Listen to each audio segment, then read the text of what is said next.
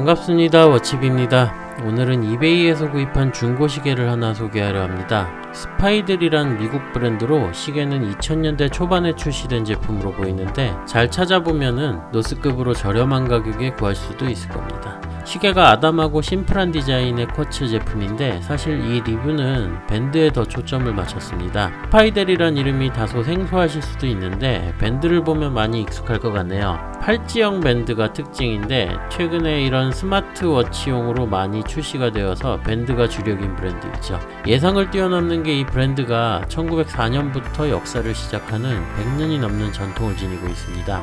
체인이나 주얼리 위주의 사업으로 시작을 해서 1959년에 트위스트 오플렉스라는 시계 밴드를 개발해서 여전히 명맥을 유지하고 있습니다. 주 사업 분야는 시계 밴드이고 패션 시계나 팔찌, 액세서리 같은 것들도 카테고리에 포함이 되어 있죠. 판매 상품들을 보면은 카시오나 타이맥스, 인빅타 같은 브랜드들의 교체용 밴드뿐만 아니라 다양한 스마트워치의 밴드들을 판매하고 있습니다. 이 회사의 시그니처는 역시 트위스트 오플렉스라는 익스펜션형 밴드인데 매우 저렴한 가격에 다양한 라인들을 갖추고 있죠. 밴드의 특징은 시계 소개와 함께 다루도록 하겠습니다. 우선 이 시계는 스테인리스 스틸 재질의 38mm의 직경, 8mm의 두께를 지닌 꽤 아담한 사이즈의 시계입니다.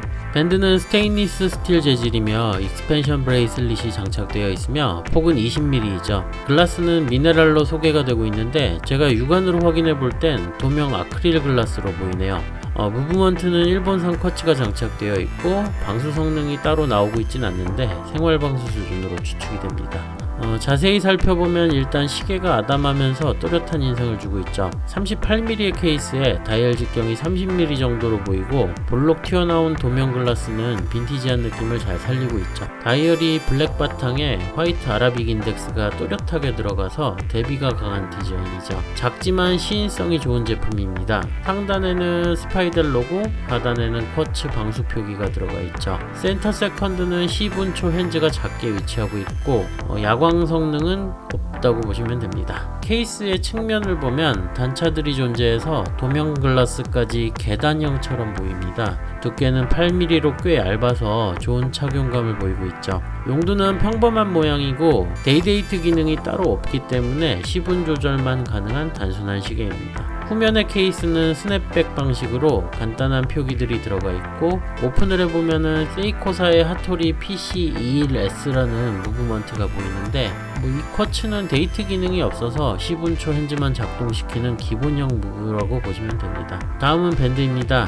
일단 밴드가 일반적인 스틸 브레이슬릿과는 틀리죠. 잡아당기면 이렇게 늘어나는 팔찌 같은 밴드를 익스펜션 브레이슬릿 혹은 플렉시 밴드라고 하는데 사실 스파이델이 원조는 아닙니다. 독일의 로비라는 브랜드의 픽소플렉스가 먼저 출시된 것으로 보이고 이 밴드와 유사한 제품을 만들기 위해서 스파이델이 1950년대 자동 생산 개발에 투자를 한 거죠. 독일의 발명가 칼 이 스티겔이라는 사람의 기술 특허를 취득한 후에 59년에 탄생한 게 트위스트 오플렉스라는 밴드입니다. 역사를 살펴보니까 97년경에 밴드 전문 브랜드로 유명한 오스트리아의 히어쉬에 인수되기도 했었고 2000년대 초반에는 다시 미국으로 돌아오게 되었습니다. 스파이델의 시그니처인 이 익스펜션 밴드는 평상시에는 둥글게 말린 형태를 하고 있어서 오플렉스라고 불리고 있죠. 그리고 평평하게 펼쳤을 때 탱크의 캐럿 필터와 흡사하다고 해서 탱크 트랙이란 별명이 있죠.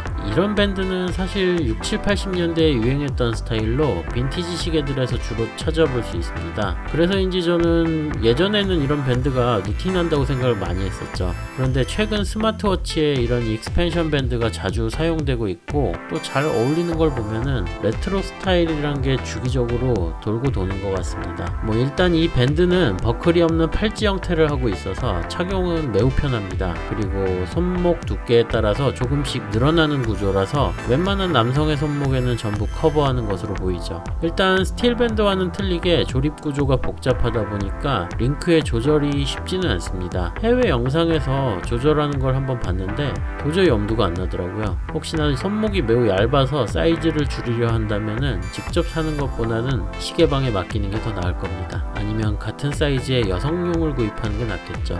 이 밴드는 조금 웃긴 단점이 있습니다. 손목과 닿는 면에 링크 틈으로 털이 찝혀가지고 가끔씩 따끔거립니다.